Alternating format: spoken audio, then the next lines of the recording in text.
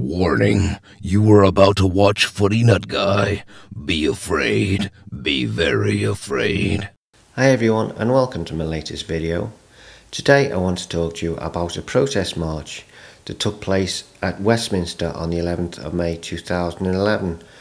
This was known as the Hardest Hit March and was attended by around 10,000 disabled people who were protesting about the way the government has been treating them lately. Some of the issues involved are that the government plans to withdraw their benefits, as they seem to suggest that we're all scroungers and we're all faking it.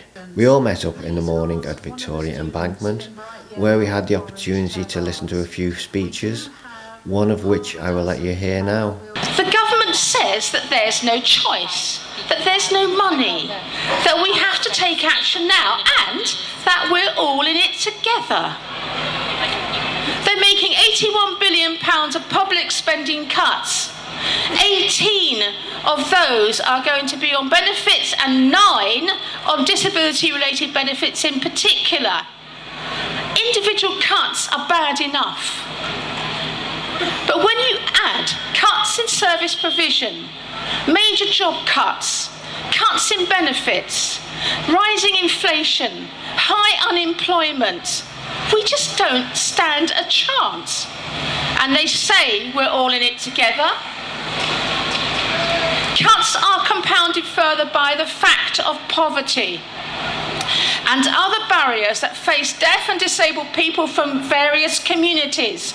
For example, young Pakistani Londoners are twice as likely to be disabled as their peers. This reflects the compound effect of racism, poverty, and discrimination. And they say we're all in it together. Disabled benefits scroungers are a Daily Mail myth, but yet the government believes that this is true. Employment support allowances frightening deaf and disabled people of benefits. If claimants can't meet their work-related activity plans, they get kicked off benefits.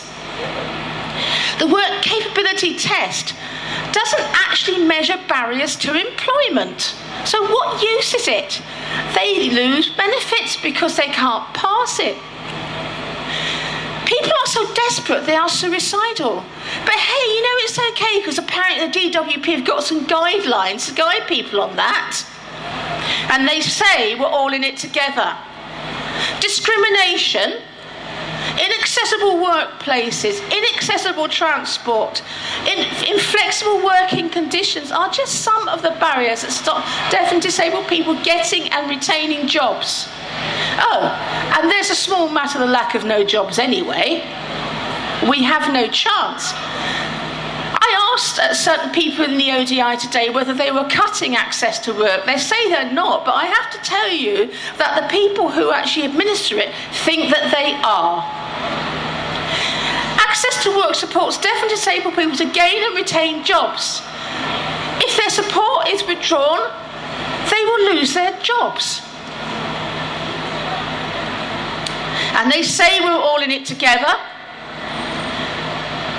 In London, deaf and disabled people who are actually working earn £50 a week less than non-disabled people.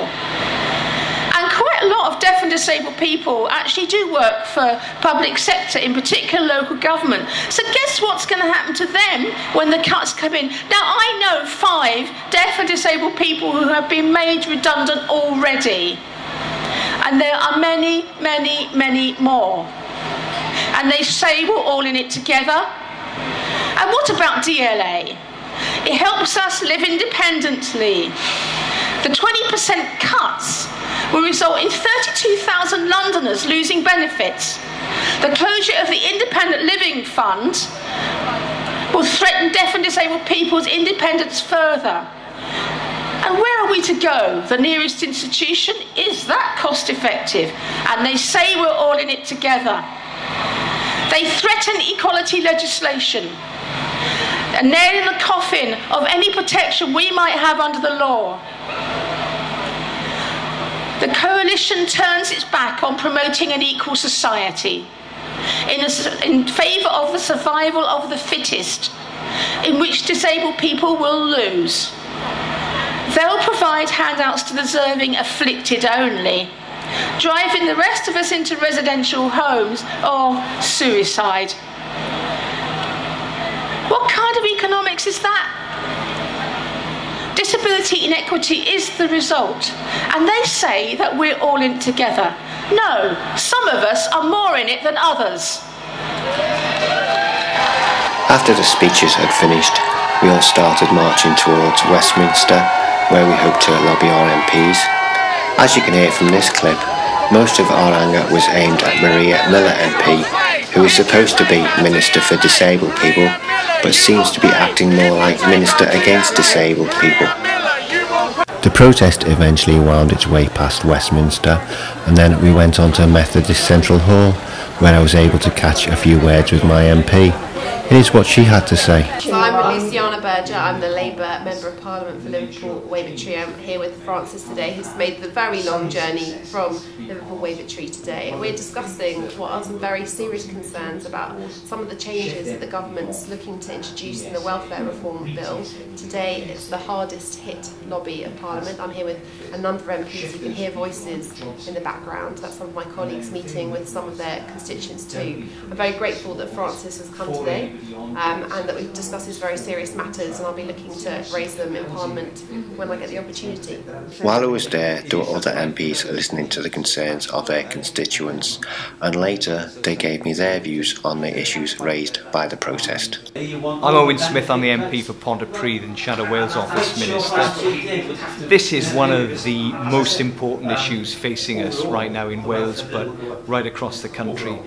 The degree of anger and the degree of heartbreak that is felt by so many people, including the constituents I met here today, the uncertainty about vital benefits that allow them independence and allow mobility within the community, potentially having those things taken away from them is striking fear into people's hearts. So the government at the very least has to clarify its intentions, and it has to make sure that the most vulnerable people in our society are properly protected, because right now they are very, very worried about their future. My name is Gyta Bebb. I'm the Member of Parliament for Aberconwy, which is in North Wales, and I'm also a member of the Welfare Reform Bill Committee, which is currently looking at the Welfare Reform Bill as it goes through its second reading. I think today has been very valuable, very useful, because my own belief is that the government is trying to implement changes which will be positive, but I think that the concerns which have been expressed by people with disability issues today are concerns that members of Parliament should take on board, and I'll certainly try and ensure that some of the issues that have been highlighted are raised with ministers over the next few weeks. After this, I went back to Parliament, where I was able to get the views of a few more MPs. My name is Dan Biles, I'm the Member of Parliament for North Warwickshire and Bedith, and I just want to say what a fantastically well organised lobby this has been. I think this really does show that people power can make a huge difference, and I'm delighted to have hosted a number of my constituents here today. I've listened very carefully to what they've had to say. There are some very, very real concerns, and I'm going to take back to the ministers, and I think if there are any changes to the way this legislation is going to go forward, it will be down to days like this, events like this, and organisations like this putting together really, really good lobby days and lobbying people like me. I'm Jack Dromey, I'm the Labour Member of Parliament for Birmingham Erdington. I've got a very simple view. In a civilised society, we have a duty to care for the blind, the partially sighted, the disabled, the vulnerable, the elderly. I think it's absolutely wrong that government is cutting back on the one hand and that councils like Birmingham are cutting back on the other. I think what's happened today is marvellous, because partially sighted, blind people, disabled people from all over the country have come to Westminster to speak with one voice, to say we are decent members of society. We deserve your support. Hear our voice. I think it's a great day for what is a noble cause. Okay, yeah, I'm Chris Williamson. I'm the Member of Parliament for Derby North, and I very much support the campaign that is being today seeing a huge march through London to raise the concerns of people about the cuts in disability benefits. And I think in a decent society it's absolutely vital that we care for the most vulnerable and that we provide good quality, decent public services, decent benefit and allowance system, so that people can actually play their full part in the society in which they live. And I think failure to recognise that is really a return to the laws of the jungle. And in any civilised society, it seems to me absolutely essential that we care for everybody in our community and don't leave people in a vulnerable situation where they are seeing cuts in their standards of living, and to reduce the allowances, benefits available to some of the poorest people in our community, I think is utterly shameful and something that we should absolutely resist with all the vigour that we can bring to bear. Jeremy Corbyn,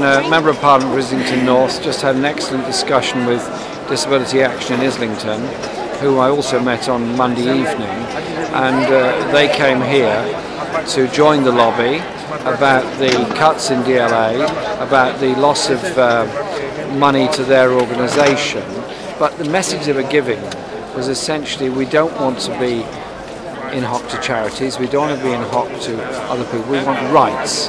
Rights to be able to live independently, rights to work, and rights to have an income that's sufficient to meet our needs. And that's the message that I've taken from here, and we'll be raising a number of parliamentary questions, speaking the debate on it, and we're talking about doing a local petition in order to build up consciousness about this attack on DLA. So I hope that gives you an insight into what happened on the day. I'll be making a follow-up video about the issues that led to the protest in due course, but for now, thanks for watching, see you all again soon, ta-ra! You've been watching Footynutguy, which makes you nuts.